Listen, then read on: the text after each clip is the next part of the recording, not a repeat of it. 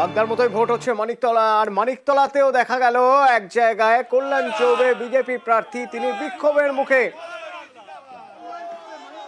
জয় বাংলা, জয় বাংলা, জয় বাংলা,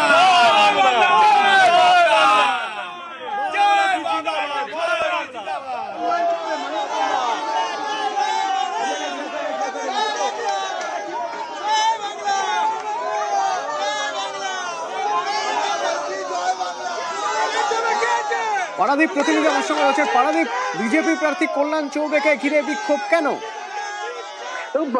সকাল থেকেই কল্যাণ চৌবে বিজেপির প্রার্থী মানিকতলা বিধানসভা কেন্দ্রের উপনির্বাচনে তার কাছে কিন্তু বারে বারে অভিযোগ আসছিল, ফোন আসছিল যে বিভিন্ন জায়গায় কিন্তু জমায়েত দেখা যাচ্ছে, বুথের কাছাকাছি, বুথের 100 মিটার 150 মিটারের মধ্যে জমায়েত দেখা যাচ্ছে এবং সেই জমায়েতের বেশ কিছুটা অংশ বা বেশ কিছু মানুষজন তারা এলাকার নয়, বহিরাগত।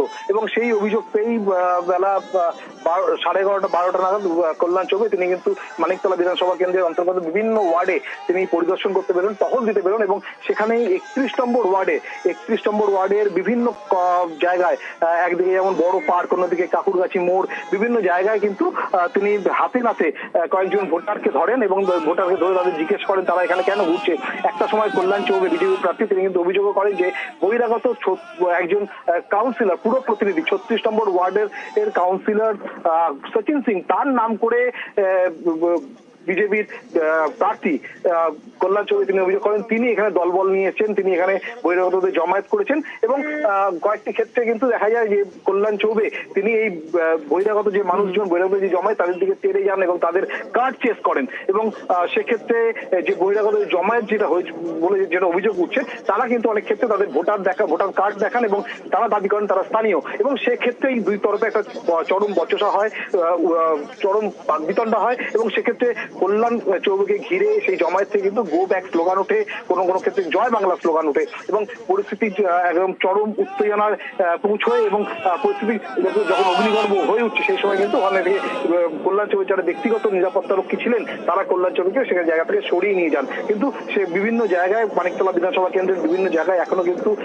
এই ধরনের জমায়েত রয়েছে এবং কল্যাণ চৌবে তিনি একদিকে যেমন সেই জমায়েত হাঁটানোর চেষ্টা করছেন, অন্যদিকে কিন্তু অপরদিকে কিন্তু নির্বাচন কমিশন তাদেরও অভিযোগ করছেন এবং কিউআরটি টিম তাদের ফোন করে সেসব জায়গায় যাওয়ার জন্য অনুরোধ জানাচ্ছেন বা একটি আবেদন করছেন। তবে এখনো অবধি সময় যত গড়াচ্ছে তত কিন্তু মানিকতলা বিধানসভা কেন্দ্র যে সকাল থেকে যে অভিযোগের ঘনঘটা ছিল সেই ঘনঘটা ততটাই বাড়ছে এবং কল্যাণ চৌবের অভিযোগ বেলা যত বাড়বে তত নির্বাচনের নামে প্রশাসনের মদতে তৃণমূল কংগ্রেস প্রার্থীরা তারা এটাকে প্রহসনে পরিণত করবেন। অতনু, অভিযোগ ভুয়ো ভোটারের,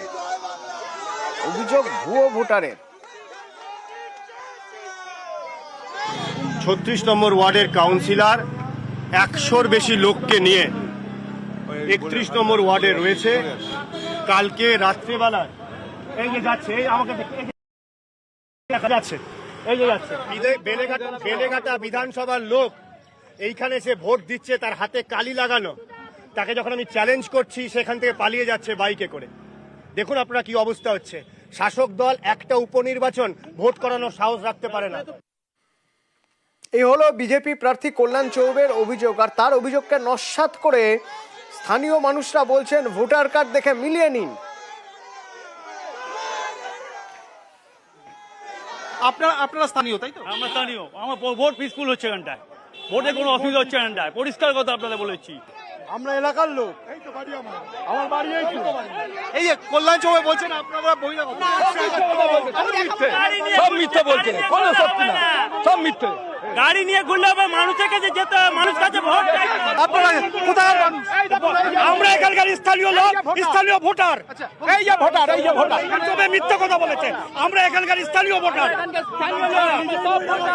কত নম্বর ওয়ার্ড? 31 নম্বর ওয়ার্ড। কল্যাণ চৌবে নিজেই বহিরাগত ভোটার আমরা। যাওয়ার সময় কল্যাণ চৌবে অবশ্য নিজের বক্তব্যে অমর।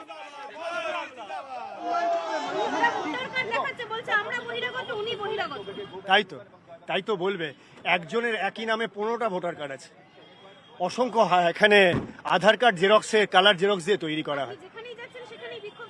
না, বিক্ষোভ শুরু করছে না, এই বিধানসভার লোক নয়, অন্য ওয়ার্ডের অন্য বিধানসভার এক একজন কাউন্সিলর তার সাথে 150, 200, 300 লোক নিয়ে আসছে।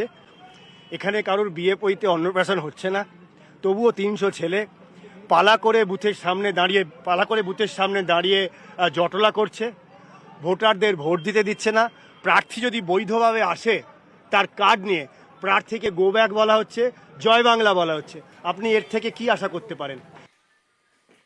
এদিকে রানাঘাট দক্ষিণে কেন্দ্রীয় বাহিনীর বিরুদ্ধে মারধরের অভিযোগ, আর তাই কেন্দ্রীয় বাহিনীকে ঘিরে ধরে বিক্ষোভ দেখাচ্ছেন মানুষ। রঞ্জিত প্রতিনিধি আমার সঙ্গে রয়েছেন। রঞ্জিত, কেন্দ্রীয় বাহিনী থাকলে তো সুষ্ঠু অবাধ ভোট হবে, সেটাই তো কাম্য। তো কেন্দ্রীয় বাহিনী অকারণে মারধর করলো, এরকম অভিযোগ। দেখো, রানাঘাট দক্ষিণ বিধানসভা কেন্দ্রের নোকারি গ্রাম পঞ্চায়েতের 175 নম্বর বুথ রায়নগরের ঘটনা। সেখানে যেটা অভিযোগ উঠছে কেন্দ্রীয় বাহিনীর বিরুদ্ধে, যে কেন্দ্রীয় বাহিনী হঠাৎ করে কিন্তু লাঠিচার্জ শুরু করে এবং শুধু সাধারণ ভোটার নয়, তৃণমূল কংগ্রেসের কর্মী সমর্থকদেরও মারধর করে বলে এমনটাই অভিযোগ। ঘটনার খবর পেয়ে মুকুটমণি অধিকারী তৃণমূল কংগ্রেস পথে তিনিও ছুটে যান।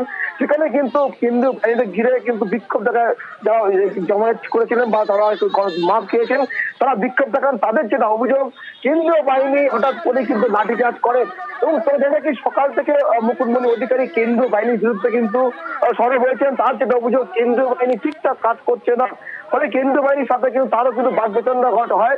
যদিও পরবর্তী সময় সেখান থেকে কেন্দ্রীয় বাহিনী চলে যায় এবং পরিস্থিতি অনেকটাই নিয়ন্ত্রণে আসে এবং এই মুহূর্তে সেখানে ভোট গ্রহণ প্রক্রিয়া ঠিকঠাক করে চলছে। ধন্যবাদ।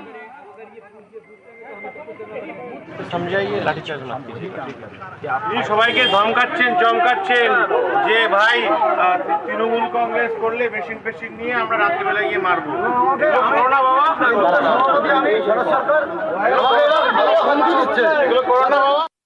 কেন্দ্রীয় বাহিনী গুন্ডা বাহিনীকে পাঠিয়েছে, তারা 200 মিটারের বাইরে শান্তিপূর্ণভাবে টেবিল খাটিয়ে কেউ বসে থাকলে তাদের উপরে সে অত্যাচার করছে, নির্বিকারে লাঠিচার্জ করছে, বাড়িতে যাচ্ছে। এর বিরুদ্ধে আমরা প্রতিবাদ জানাই। এসপি দৃষ্টি আকর্ষণ করছে যে এই ধরনের অসভ্যতামিকে বন্ধ করতে হবে। এদিকে রানাঘাট দক্ষিণের পূর্ণগ্রাম, সেখানেও পূর্ণনগর, সেখানে গতকাল রাতে বিজেপি কর্মীর উপর বিজেপির নেতা, বিজেপির পোলিং এজেন্ট, তার বাড়িতে হামলার অভিযোগ, ভাঙচুরের অভিযোগ, আর সেই সময় গুলি চালানোরও অভিযোগ। বিজেপি নেতৃত্ব কেউ এসেছিল?